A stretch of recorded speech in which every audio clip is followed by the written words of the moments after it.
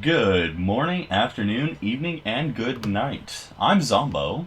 And I'm Shaderaygun, and welcome to Bad Fiction Monday, because it's always Monday when you're reading bad fiction. It's Halloween week, and Shade and I decided we both absolutely love this holiday. So, Indeed. Shade, what are we going to be reading today? Well, this is the first of a two-parter Halloween special we are doing, and beginning us off, we're doing an internet classic with some spooky spaghetti. Ooh, I love me some pasta. That's But right. Shade, you love Halloween. I love Halloween. What's your favorite aspect of Halloween? Do you like the Christian aspect of All Hallows Eve? Do you like the Celtic pagan Samhain? Or do you like, the very Americanized Halloween, where kids are dressing up in costumes to get candy? Definitely the third one. I personally love the general aura of horror and spookiness that we get around this time of year. Get to And enjoy while some it's very much commercial, and if we end up doing a Christmas special, I'll go and I might talk about what my feelings about that. But for now, we can enjoy the candy, the Halloween, the basicness of pumpkin spice. the horror movies, the haunted houses, the horror The corn games. mazes. Oh, the corn mazes. But tonight, today, this afternoon, I don't know when you're going to be listening to this, we're going to be reading, like Shade said, the spookiest of pasta. That's right, it's time for Creepypasta Friday. Monday, Tuesday, Wednesday, Thursday, whatever day you're listening to this in. Creepypasta month, even. Creepypasta month. So, like Shade was saying, this is going to be a two part Halloween special. Today, we're going to be reading some horrible stories because it's the internet.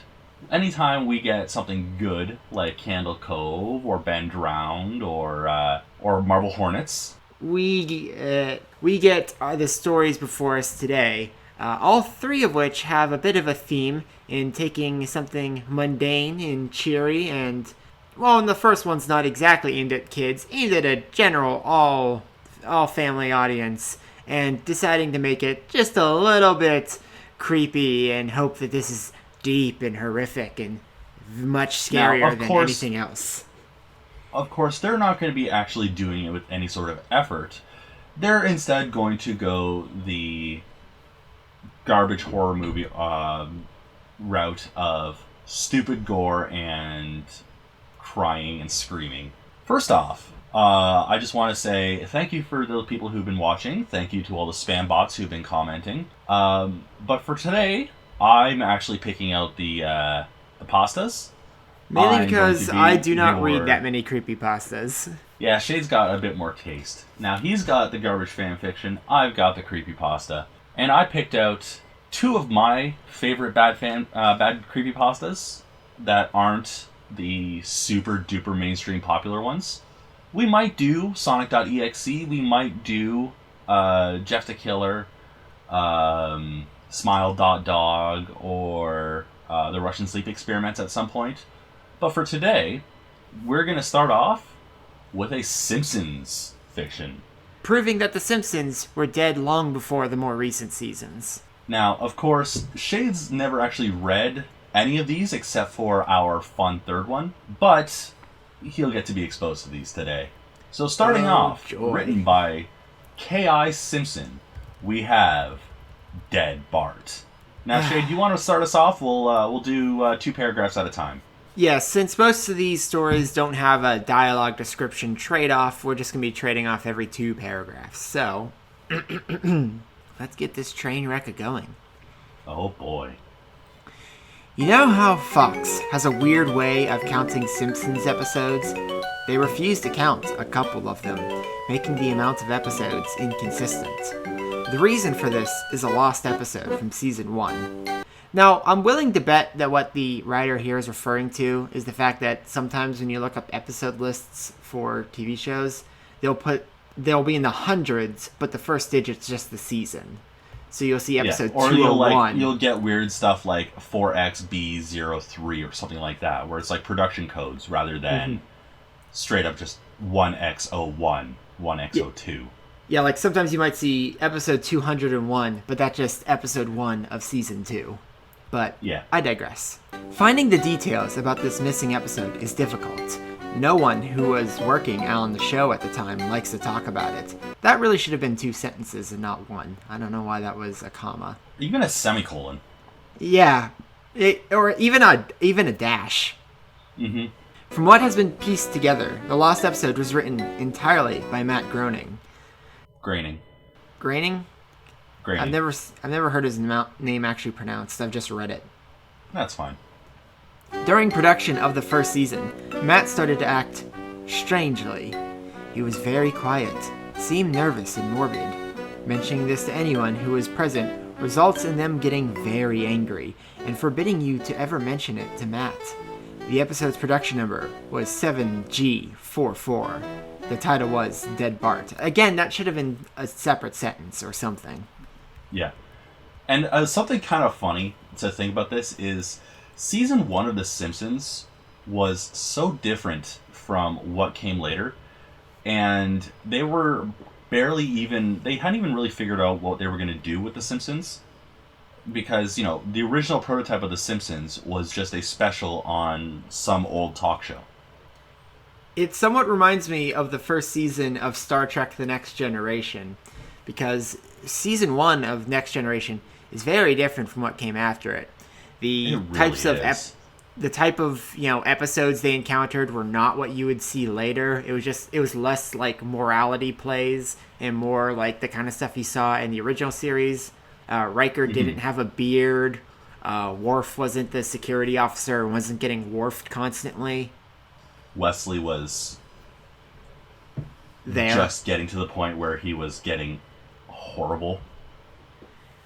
I believe the trope name for this is growing the beard, and it's specifically because Riker in season 2 of Next Generation grows a beard, and he looks all the better for it. He does. My God. It's hard watching season 1 of Next Generation because he doesn't have his beard. Mm-hmm. Anyways. In addition... Oh, okay. In addition to getting angry, asking anyone who was on the show about this will cause them to do everything they can to stop you from directly communicating with Matt Groening. At a fan event, I managed to follow him after he spoke to the crowd, and eventually had a chance to talk to him alone as he was leaving the building. He didn't seem upset that I had followed him. Probably expected a typical encounter with an obsessive fan. And I'll just say this, anybody who's ever been to a fan event, yes, this happens, and no, the people who are involved don't just brush it off, because if they can get past all the security and violate the levels like that, that's super creep. Mm-hmm. When I mentioned the lost episode, though, all color drained from his face, and he started trembling. When I asked him if he could tell me any details, he sounded like he was on the verge of tears. He grabbed a piece of paper, wrote something on it, and handed it to me. He begged me to never mention the episode again. This would all be good setup if it weren't for the fact this is the frickin' Simpsons. It really would be. This reminds me of, and maybe we'll read this later, but there was this idea going around that Seth MacFarlane had a massive emotional breakdown during season 7 of Family Guy. And that's why there's so much more violence and gore in that season compared to other seasons. Except that one, there's at least hints of evidence.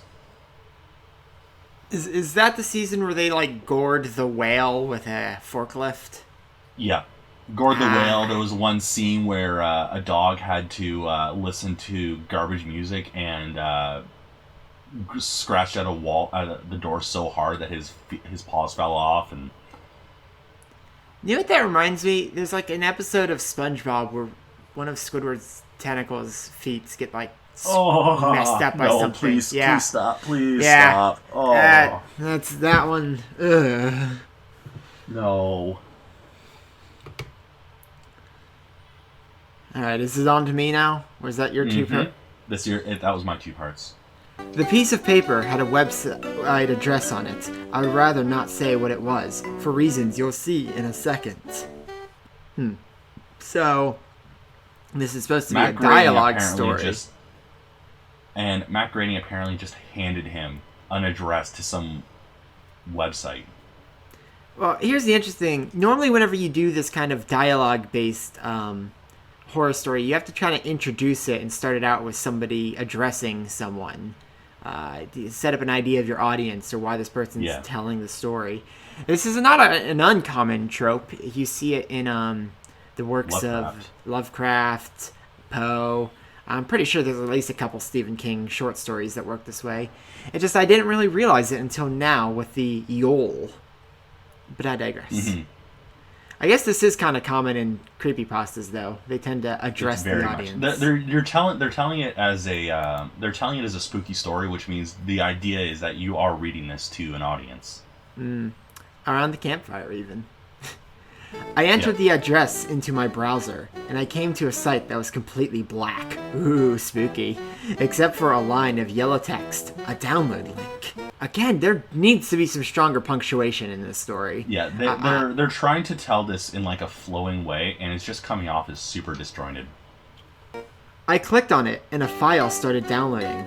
Once the file was downloaded... That's a red flag right there. Yeah. Seriously, who wouldn't have stopped at that point? Shut down the browser or something. Once the file was downloaded, my computer went crazy. It was the worst virus I had ever seen. System restore didn't work. The entire computer had to be rebooted. That's not how that works. Clearly this person knows much about computers. Although, they did at least do the right thing. Typically, the best thing to do to fix a computer problem is turn it off and turn it back on again. Before doing this, though, I copied the file onto a CD, because I'm a moron. As the computer was going crazy, he managed to burn a file onto a CD. You know it's a crazy sign of the times? I have only burned a CD once. Bloody Zoomers. I'm a millennial asshole. Yeah, and I'm older than you are. I tried to open it on my now empty computer. Wow, he really screwed his computer. He formatted his computer, apparently. That's totally a system restore. Deleted System 32. And as I suspected, there was an episode of The Simpsons on it. How did you suspect that? I mean, he got it from Matt Groening. Clearly, it's a Simpsons episode. You know what would have been a better horror story? Is if Matt Groening just did this as a prank to wipe this guy's computer. For getting past security and talking to him. That would be amazing. The episode started off like any other episode, but had very poor quality animation. It was a season 1 of The Simpsons. Have you ever seen season 1 of The Simpsons? It's a bit rough. It's a tad rough. A tad, yeah, that's a word. If you've seen the original animation for Some Enchanted Evening, it was similar, but less stable. The first act was fairly normal, but the way the characters acted was a little off. Homer seemed angrier. Marge seemed depressed. Lisa seemed anxious. Bart seemed to have genuine anger and hatred for his parents. Oh man, characters are already starting to act super sus and angry and depressed. Totally spooky. Despite all of Bart's rage, he's still just a rat in a cage. God dang it. Oh my gosh. The episode was about the Simpsons going on a plane trip. Near the end of the first act, the plane was taking off. Bart was fooling around as you'd expect, but I thought he had super anger. However, as the plane was about 50 feet off the ground, Bart broke a window on... What? However, as the plane was about 50 feet off the ground, Bart broke a window on the plane and was sucked out. What kind of garbage plane is this that you're getting? First off, explosive decompression isn't even a thing. That's a myth that was long. Second off, 50 feet is not that high off the ground. For anybody who speaks in real measurements, that's only about 30 meters, if that. Not even. And this is weird how I know this. So, the original Godzilla is 50 meters tall, which is 164 feet. So this is roughly a third of 50 meters. So, 15, 16, 17 meters-ish? Yeah. That's not that high. they're not going to get explosive decompression. Even if that existed, you're not going to get explosive decompression at 15 meters up.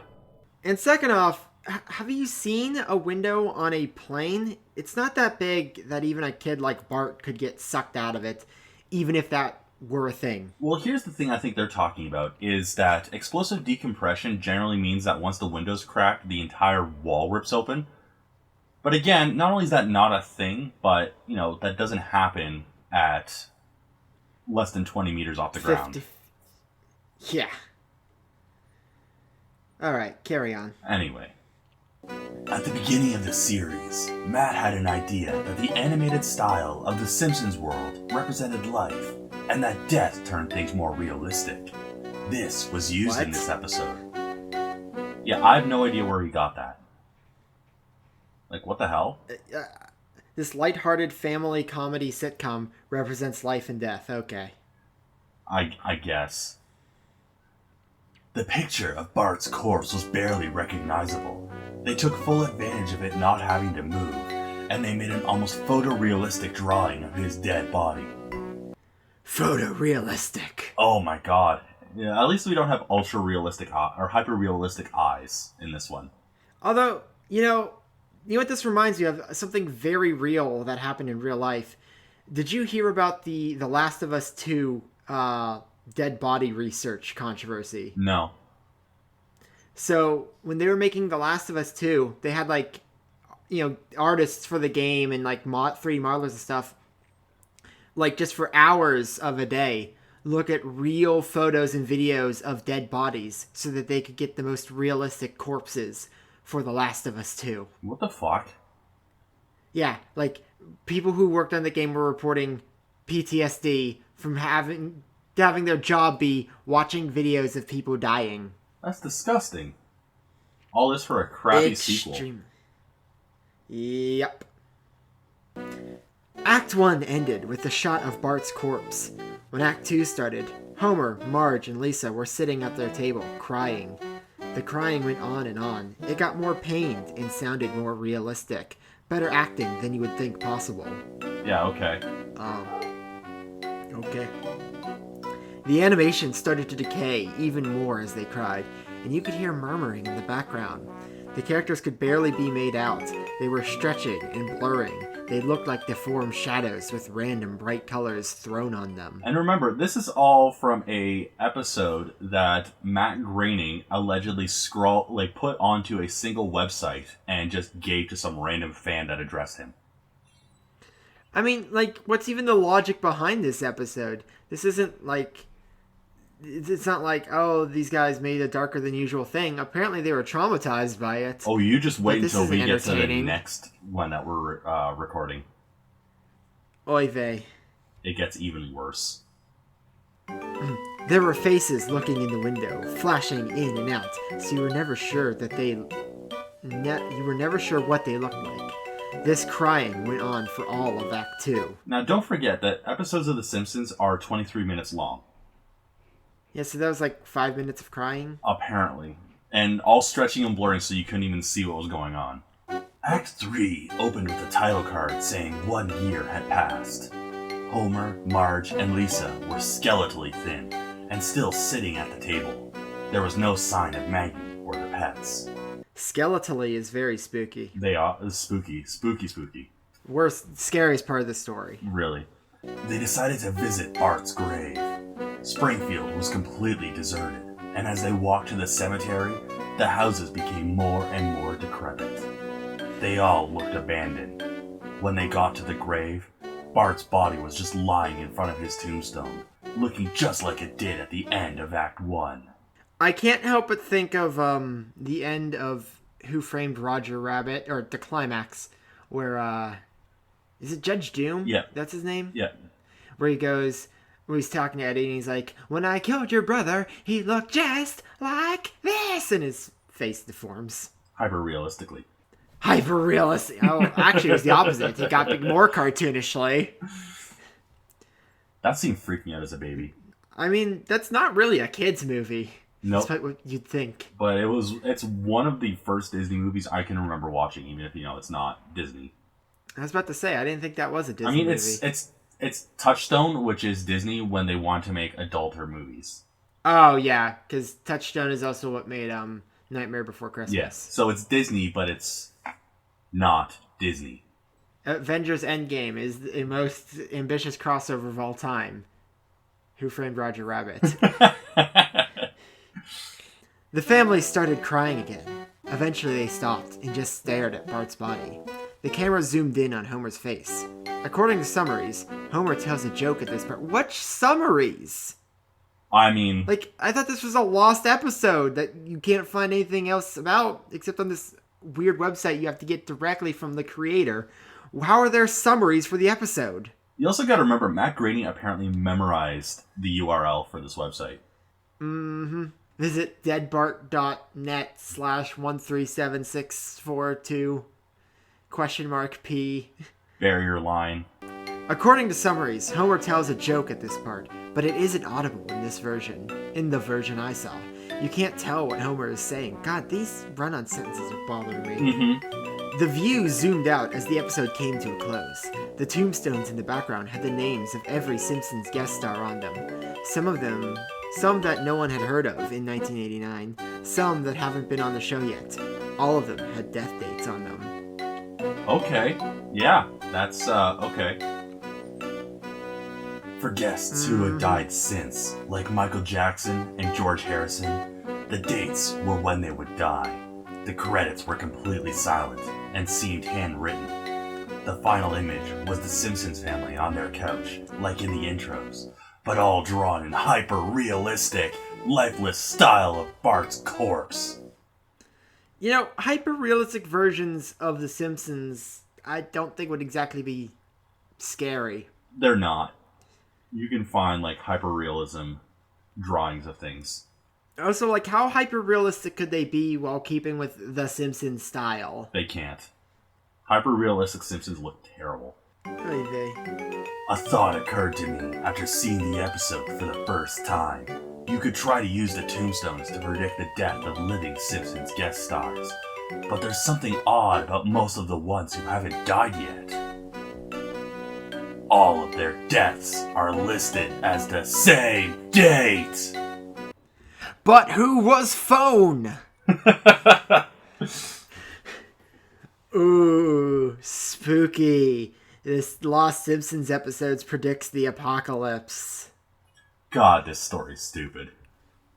The run-on This is very sentences, dumb. like, you can see this, like, this actually gets pretty tame with the hyper-realistic eyes. Like, I was debating picking stuff like, Pokemon Black, or, well, I guess, or suicidemouse.avi, which is another, lost media that makes people kill themselves. Well, I mean, that first one is just Pokemon Red after the Rolling Stones get to it. Shade just finished watching JoJo last night of Part 5. JoJo Part 5. Yeah. Well, I mean, I was thinking that joke independently, but that may have been a factor in it. So that was Bart's Dead Bart. What did you think? Now, I gotta Shade? be honest. Well, I gotta be honest. Are there any creepypastas you can think of that are good? Take this mundane thing and make it scary, or take this mundane cartoon for kids or families or whatever and make it scary. Or game. You know what? First off, there is Ben Drowned, which I think is a really well written story. But I also think the Lavender Town Syndrome story. There's just enough hints of realism and actual things that happened in that story that your mind will just more default put things together. The only thing I can think of is the Godzilla NES creepypasta, which isn't good, but it's readable. Yeah. It has its moments. Like I kind of like the Lavender Town Syndrome creepypasta. But now that we've read one that's kind of mediocre, not horrendous as far as creepypastas go, but not very good, let's move on to a famously bad one.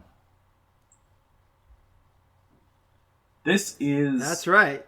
This is Squidward's Suicide, As far as I can tell, the original creator is now lost. Well, I've got a question for you. I've got an answer. Who lives in a pineapple hanging by a noose? Dead Bart. That's not right. It's not right at all. Alright, I'm going to start us off with this one. I just want to start off by saying that if you want an answer at the end, prepare to be disappointed. There just isn't I one. already am. I was an intern at Nickelodeon Studios for a year in 2005 for my degree in animation. It wasn't paid, of course, most internships aren't, but it did have some perks beyond education. To adults, if you're interning as an animator, you're an adult.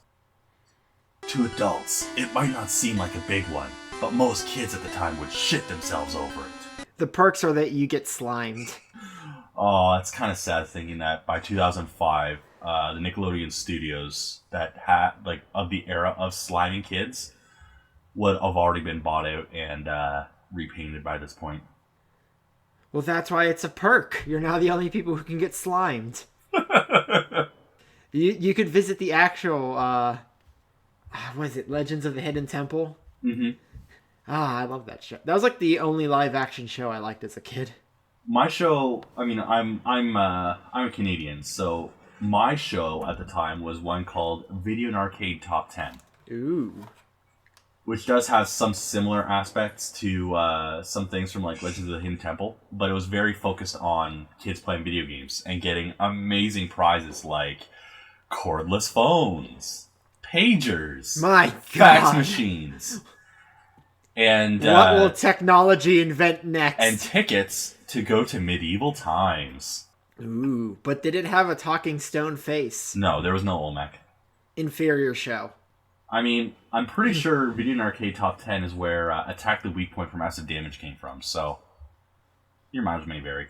I thought that was from an E3 thing. No, that's the crabs. I know that's thing. where the giant enemy crab. Ridge Racer comes from.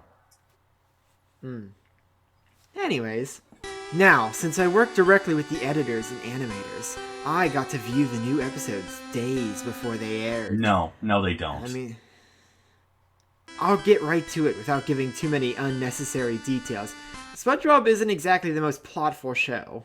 Not only that, but yeah, you don't get to leak episodes like this. Like they don't show it to interns or anybody. Yeah, you might leak it on your pager or your cordless phone. I mean, this is 2005, so they had car phones. God, I'm a boomer. They had very recently made the SpongeBob movie, and the entire staff was somewhat sapped of creativity, so it took them longer to start up the season. I remember that season. That was a garbage season. I kind of fell off SpongeBob after the movie. Yeah, me too. And I think that season after the movie was what got me off of it. What is your favorite SpongeBob episode? Probably Band Geeks. I'm split between Band Geeks and Graveyard Shift. The hash-slinging slasher. The walls will ooze green slime. Oh wait, they always do that. But Shade, it's Monday. What day does the hash-slinging slasher attack? Monday. But today is Monday. My God. But the delay lasted longer for more upsetting reasons. There was a problem with the Series 4 premiere that set everyone and everything back for several months. It was some guy called Mista who was protesting outside the studios. No, Series 4. Joke was not Skip the Series funny.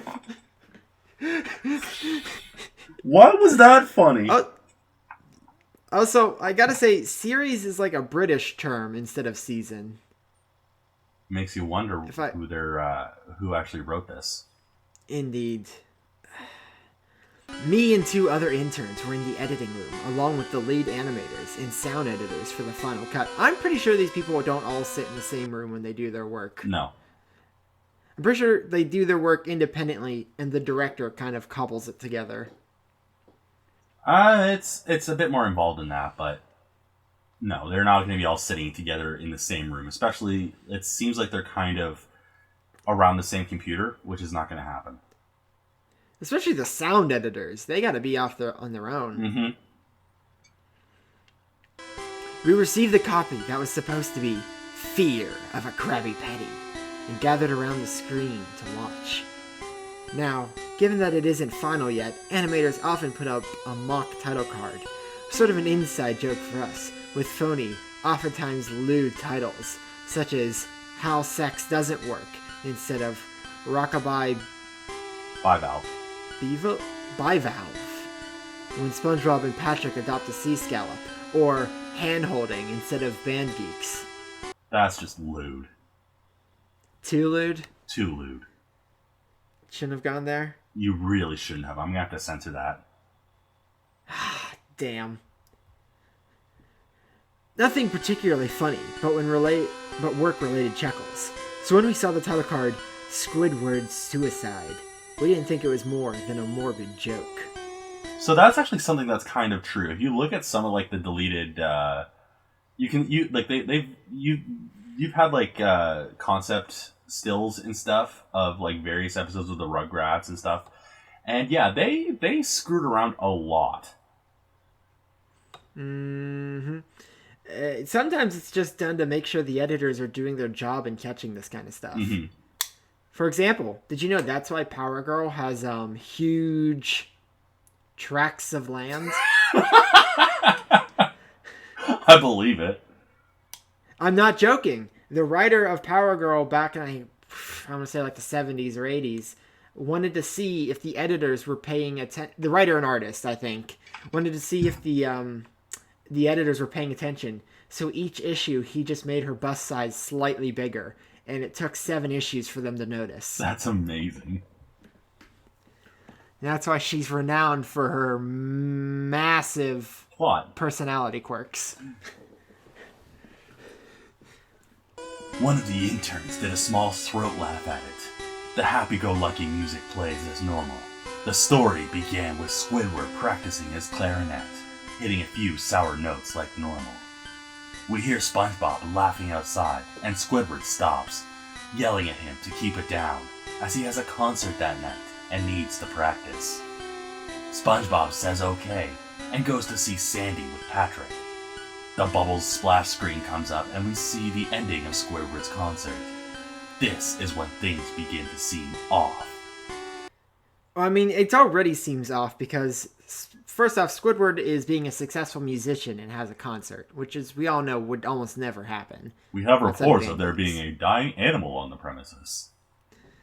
Second off, SpongeBob did what Squidward said. Yeah, no, SpongeBob doesn't listen to Squidward. On purpose. No. Like, the only time I can think of them ever, like, getting along and having a normal personality moment was in the one where SpongeBob, Patrick, and Squidward all fall into a hole that they can't get out of. And at one point, SpongeBob tells Squidward that he's stepping on his foot, and Squidward moves his foot and apologizes. I want to say that's the only moment. While playing, a few frames repeat themselves. But the sound doesn't. At this point, sound is synced up with animation, so yes, that's not common. But when he stops playing, the sound finishes as if the skit never happened. There is slight murmuring in the crowd before they begin to boo him. Not normal cartoon booing that is common in the show, but you can very clearly hear malice in it. Fun fact... But malice is not canon.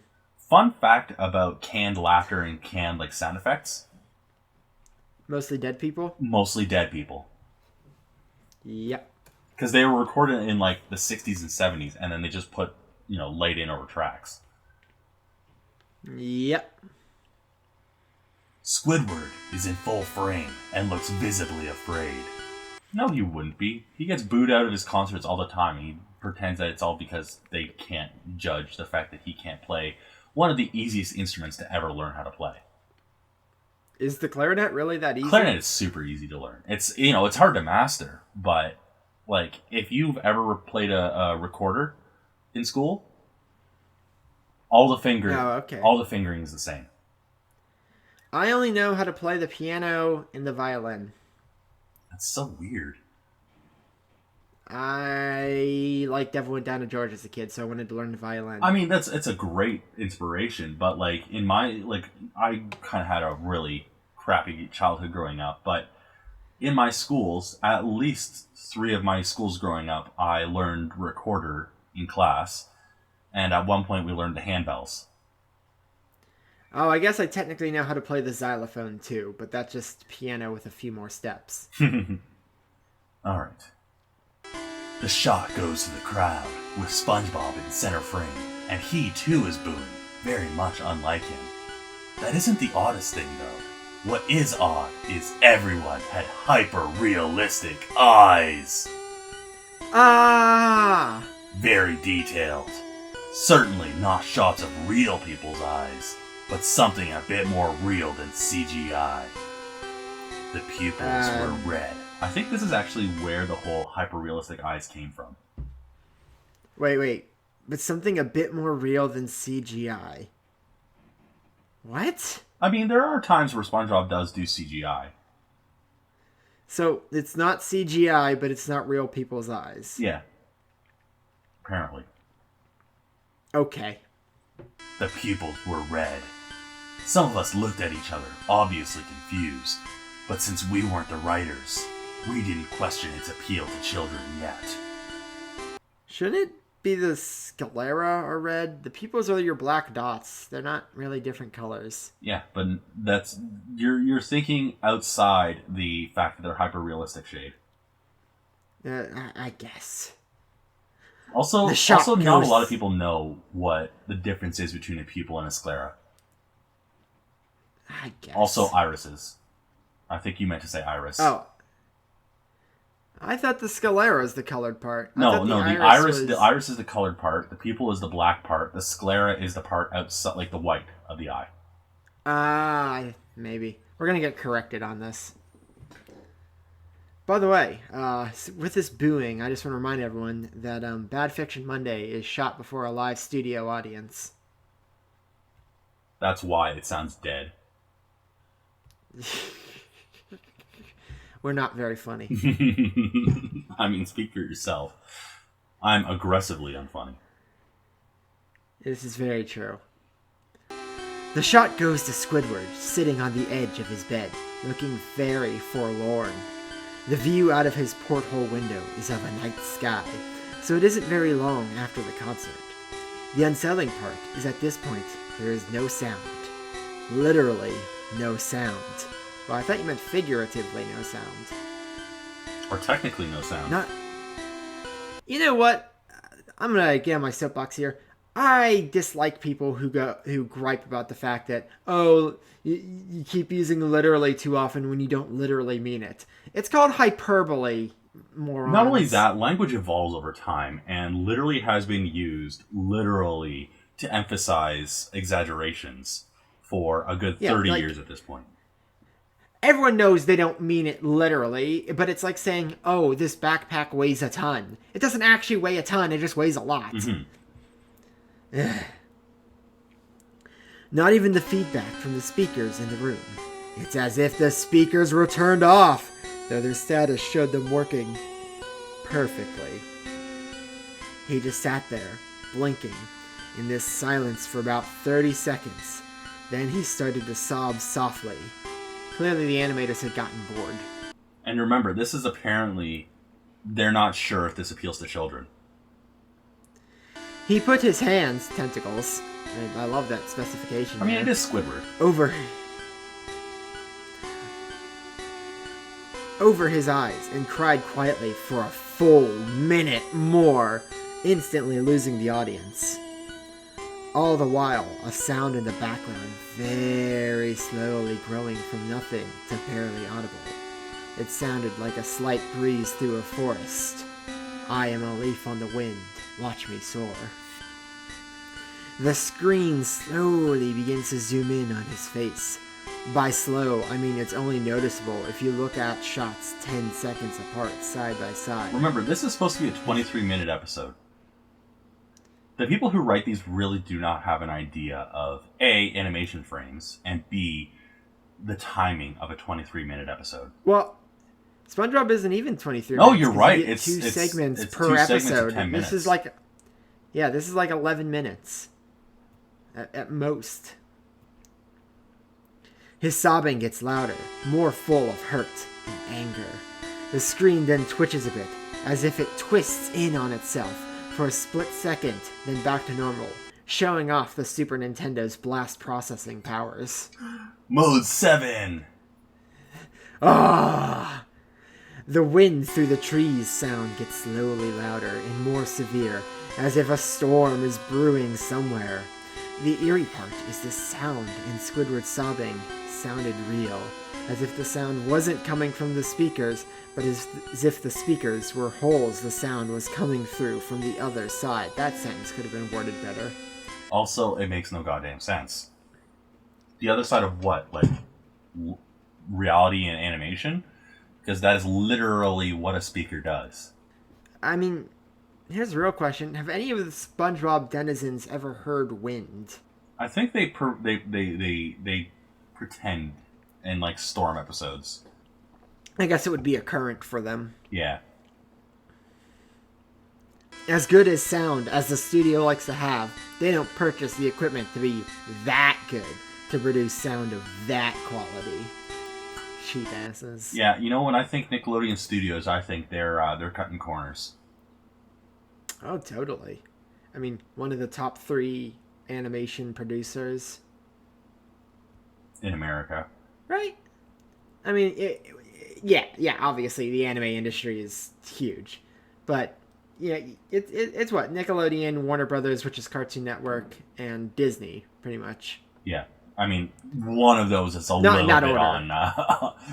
bit bigger than the other two, but yes. And I guess Netflix nowadays. Well, Warner Brothers is pretty big. Disney big? I mean, there's few things that are Disney big. Below the sound of the wind and sobbing, very faint, something sounded like laughing. It came at odd intervals and never lasted more than a second, so you had a hard time pinning it. We watched this show twice, so pardon me if things sound too specific, but I've had time to think about them. I can't help but imagine this laughing as the stereotypical SpongeBob like, high-pitched laugh. Yes, and it is ruining the moment. Even better. Shade? Yeah. Mr. Krabs laughing.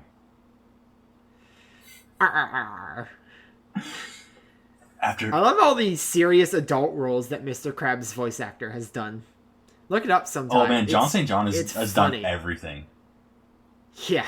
He is everywhere, and you wouldn't guess it. I've got balls of steel. Arr, arr, arr, arr, arr, arr.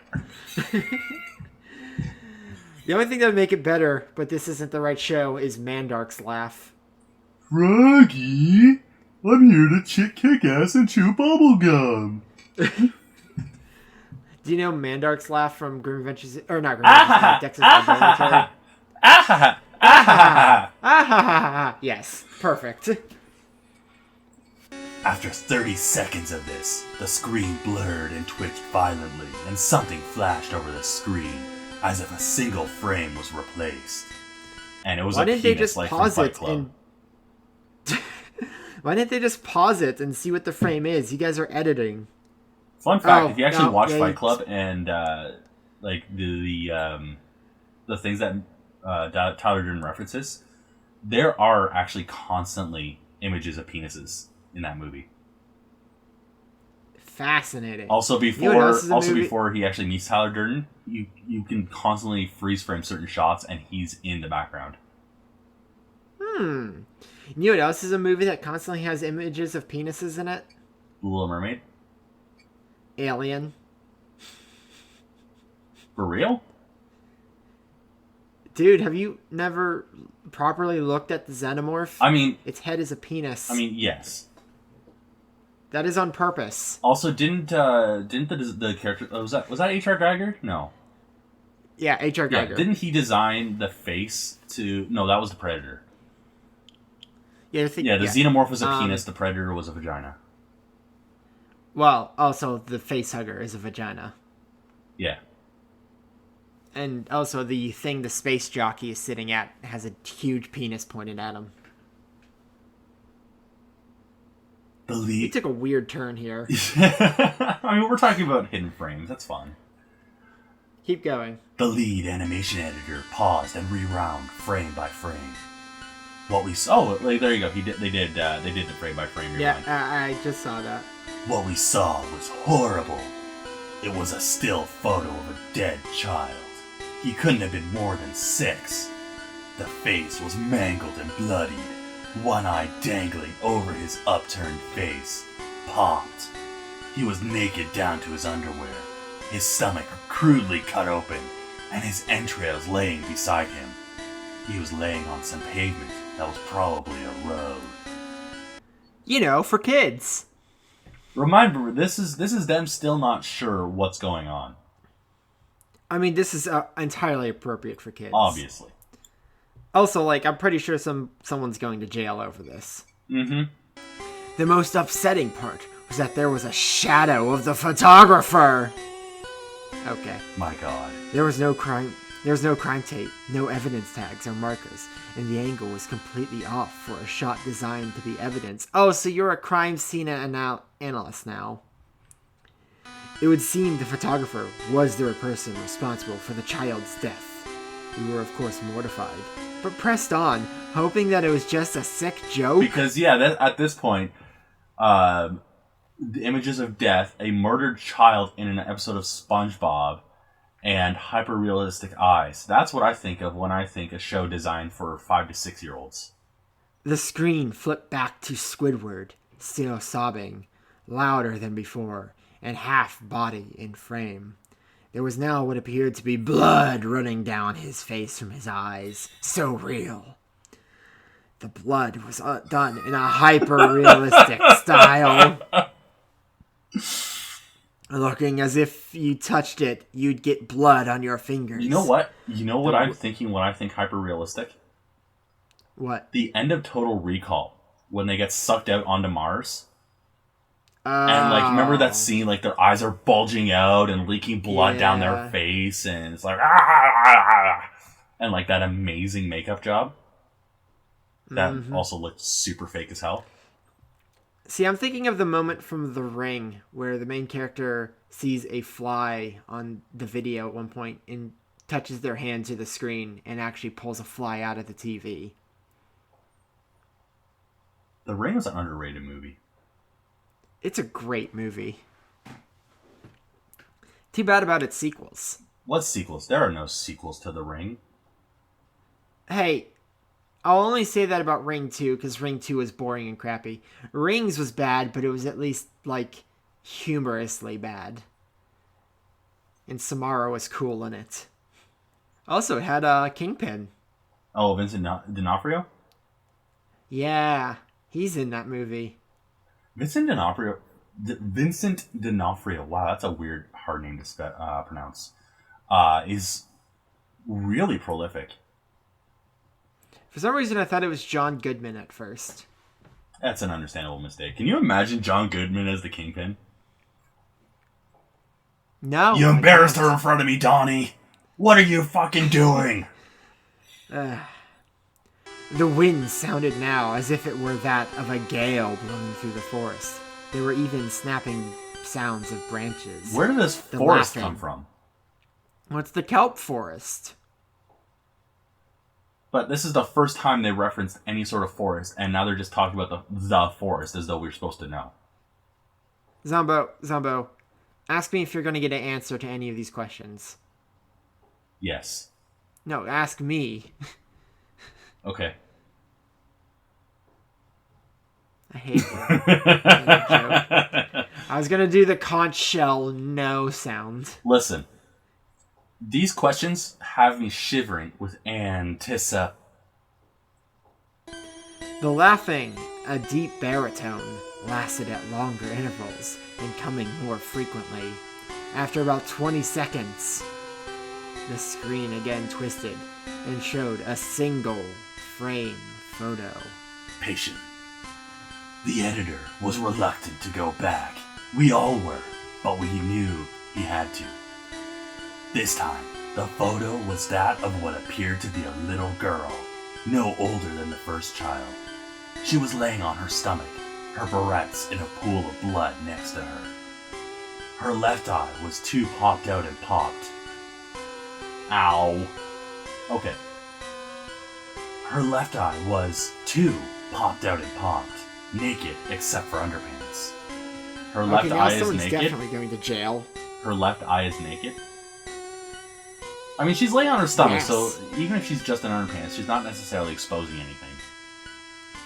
I'm pretty sure a judge is not going to accept that. I mean, this is a stupid story regardless, but... Fair. Her entrails were piled on top of her, above another crude cut along her back. Again, the body was on the street, and the photographer's shadow was visible, very similar in size and shape to the first. I had to choke back vomit, and one intern, the only female in the room, ran out. Sexist. Honestly, why haven't they just stopped here? And gone down to the studio and be like, what the fuck, guys? Yeah. The show resumed. I've got it. I figured it out. It's the Tattletale Strangler.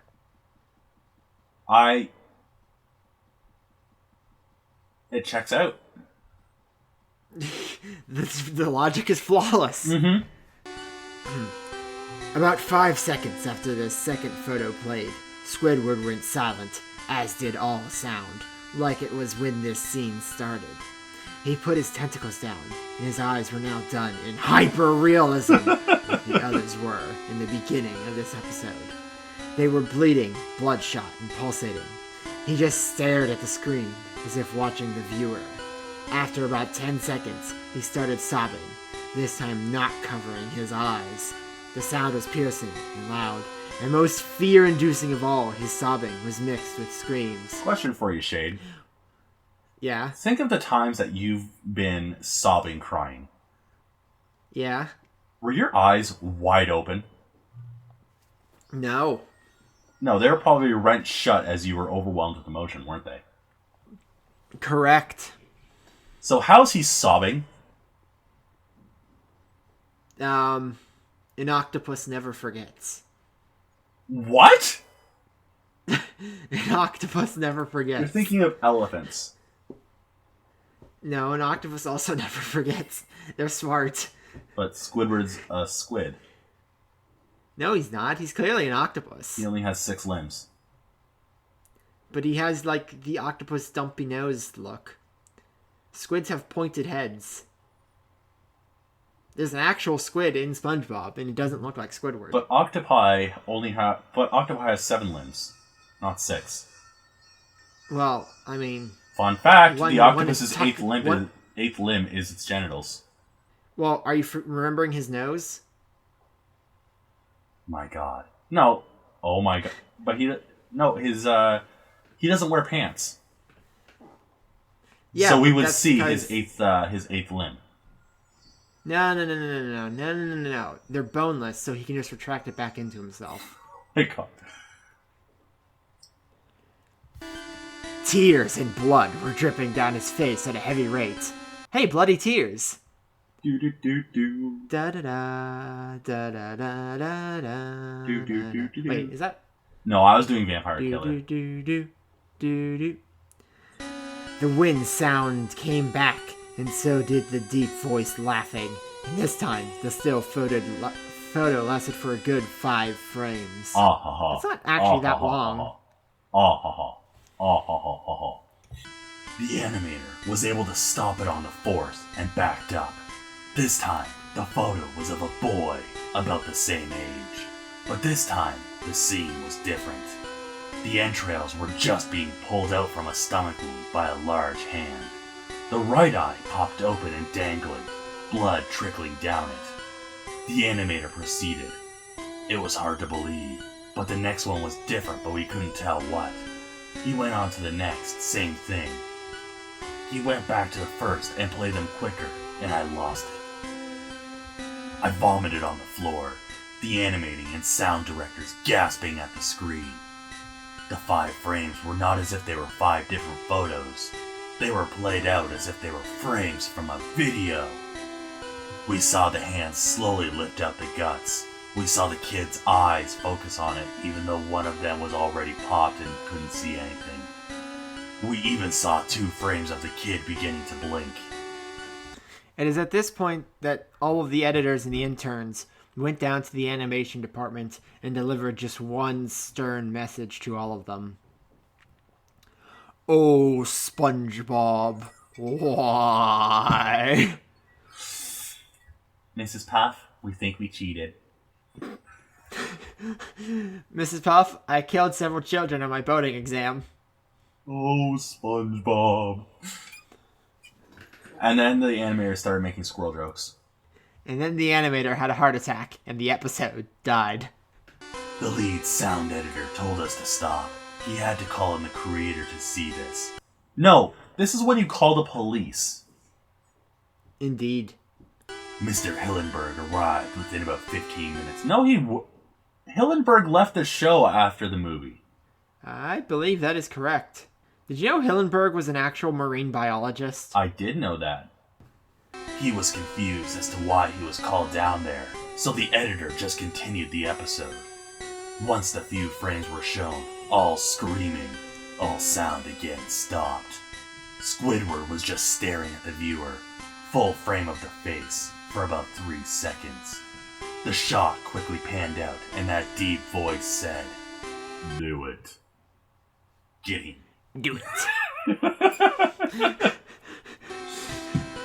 And we see in Squidward's hands a shotgun.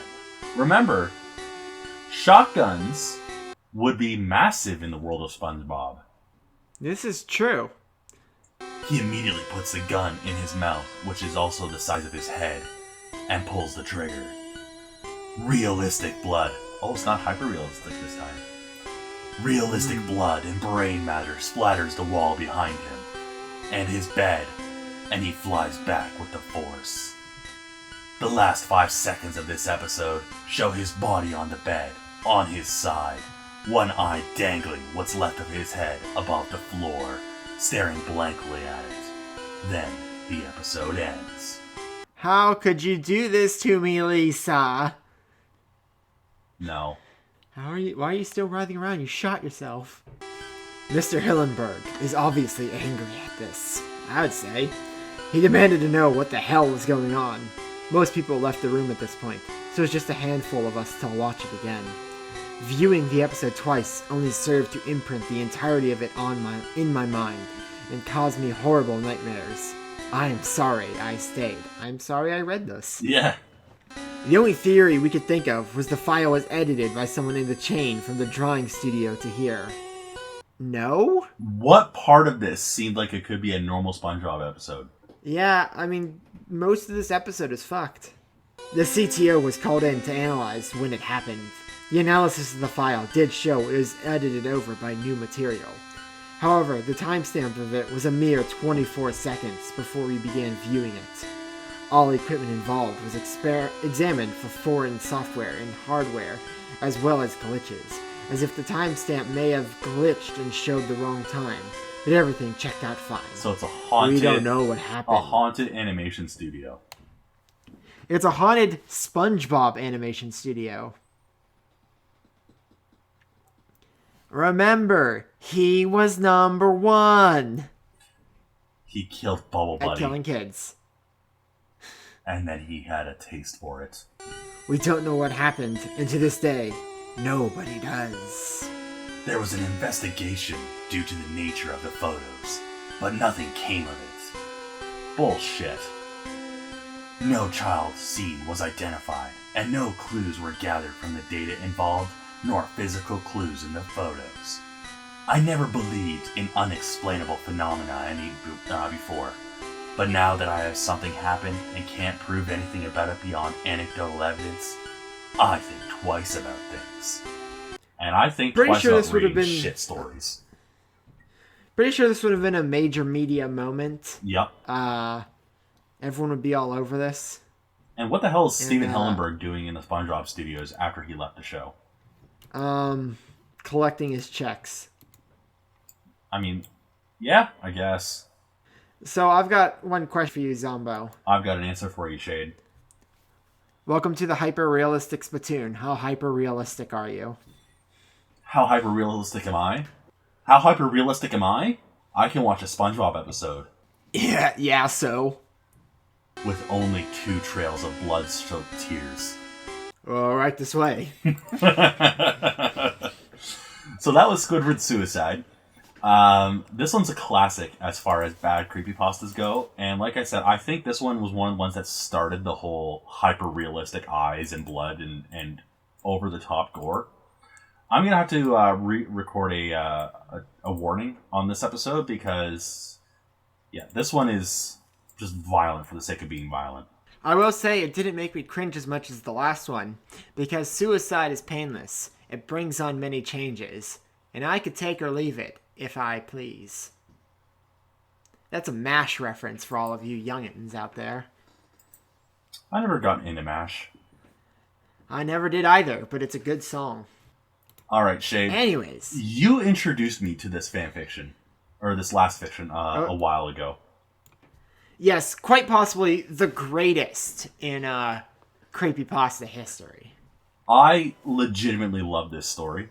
It's terrible, but this is one of those ones where you have to try to read it without laughing. Also, I'm pretty sure this is terrible on purpose. Yeah. So now, Shade, I would like to. What was your question before I make my request? I would like to beg a question. If a story is bad on purpose, is it truly bad? I mean, Rocky Horror Picture Show. Well, yeah, but that's a comedy.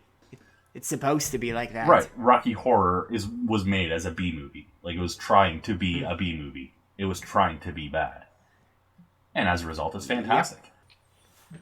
Now, reading this one, Shade, I would like to request that we continue the 2 paragraphs at a time, but let us minimize how much commentary we make on this one so that we can actually impart the true impact of how grim and dark this story truly is. I mean, there's nothing grimmer or darker than the McDonald's building. By Slender Mario. Do you want me to start? Yes, if you don't mind. You can. The first line is just a line, then do 2 paragraphs. Author's notes. This is my first pasta. Sorry for the grammar errors. You gotta keep the grammar errors away from your spaghetti. Indeed. A few months ago, I was driving along the streets of Los Angeles with my friend, Zach, until we realized that we were running out of gas. We were trying to park somewhere to give our car a rest, but no luck. Then something caught our eyes. It was a McDonald's building with Ronald McDonald at the top of it. When we parked by the parking lot, we noticed there was no customers inside. It was weird, considering that McDonald's is open 24/7. Also, there were no cars either. I could have swore that the Ronald McDonald statue turned its head against me. I told Zach about it, but when he saw it, it was in normal position. He told me I was going nuts, but the statue did turn its head. I then heard a faint laugh coming from the inside. We got terrified. I tried opening the door, but it was locked by a rusty master combination lock. We didn't have time to figure out the combination, so Zach pulled out his gun and shot at it.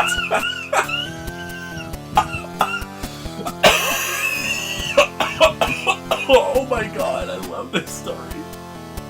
It was finally unlocked.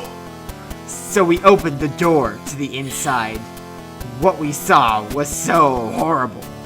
There were dead corpses all over the tables and chairs, and lots of blood in the soda machine. We puked in the trash can that was next to us.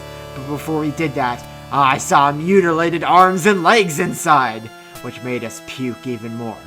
How did McDonald's end up like this? We were so hungry, so we ran into the kitchen. There were fries and a few burgers. I thought we finally found food until we saw more corpses. Oh, this time they had no eyeballs, just blood coming from the sockets. Their stomachs. Jut's blood. Jut's blood coming from the sockets. Their stomachs have been ripped open with the organs ripped out. I tried ignoring them, but they still bothered me. I didn't even have time to eat fries. We tried escaping through the main door, but it mysteriously locked by itself. We were now prisoners inside the building. We got scared just by staring at the corpses. Zach and I spit it up, trying to look for an exit. He went to a door that was covered in oil. I didn't want to enter with him because I felt that danger was lurking behind the door. That's when I saw a small bomb in one of the dining tables. A bomb! I picked up, fused with my lighter. Okay. And placed in the door. After 10 seconds, it finally exploded. I was free to go wherever I want. I tried calling him to come back, but he still didn't answer. I filled up my car with my backup gas supply that I stored in the trunk. I waited for him to go back to my car with me. It was now 7:00 p.m. That's when I saw a tall figure coming from the door with a chainsaw. I drove away as fast as I could. I managed to escape to my house. Zach never came back at all. 2 days later, I received a newspaper with the most disturbing headline of all. It said, 2 boys went to an abandoned McDonald's restaurant in the far side of Los Angeles. One managed to get away, with the other one nowhere in sight. Police are still trying to locate the man, but they never found proof. Then they mysteriously disappeared by entering an oil-covered door. What was behind that door? How did they all went missing? I hope someone would this mystery anytime soon. And who is the strange figure? And who was Phone? My God. They didn't even have time to get fries. Zach pulled out his gun and shot the master combination lock. It was finally unlocked. He fused with his lighter. I think what he meant was that he lit the fuse with his lighter. Yeah, but I'm just picturing him doing that fusion dance with like fucking little big lighter on the table. I am no longer Shitty Anon and lighter. I am Shitty Lighter. So I love this story. I like the fact that I was literally sitting there wheezing with laughter reading this. I mean, it's a classic. I love that they tried to just ignore the dead bodies and eat their burgers and fries that they just found in the kitchen. I love that they were running low in gas, so they parked to give their car a rest. And then after the guy escaped, he just had gas in the trunk. Oh, we gotta do our end of story wrap up. Shade, what would you do to change this story? Well, I mean, I more so want to give prospective creepypasta writers advice.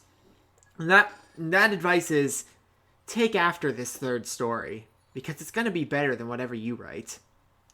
No, I don't think that's fair, Shade.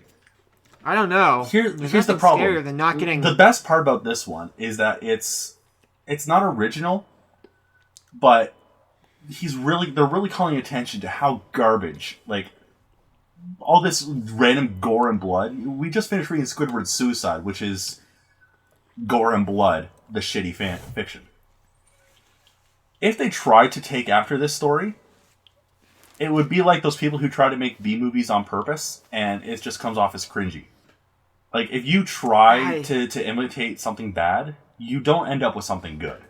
I mean, I was just being facetious, but okay, you go there. I mean, you were being facetious, obviously, but trying to replicate something is what resulted in Dead Bart and Squidward Suicide. This one did something kind of original by having some fun with it. Because it could have so easily just been Squidward Suicide, but McDonald's. I'll ask you a question. Between Dead Bart and Squidward Suicide, the two actually crappy ones, which one do you think was more effective as a horror story? I would say Dead Bart, because it doesn't rely on the gore and just putting over-the-top darkness into it. And as silly as that final stinger was, I think all the celebrities' deaths line up on the same day is way better than just having a bunch of fresh photos of murdered children. See, I'd say Squidward's Suicide was better because it in some way implies there was an outside force, an outside murderer or whatever, who broke into Nickelodeon Studios and messed with this tape. Whereas the Simpsons one, it doesn't make any sense why anyone involved in The Simpsons would have made such an episode. Yeah, I guess to each their own. See, I look at Squidward's Suicide, and it's very much a crappy, the call was coming from inside the house moment. Yeah, but who was phone?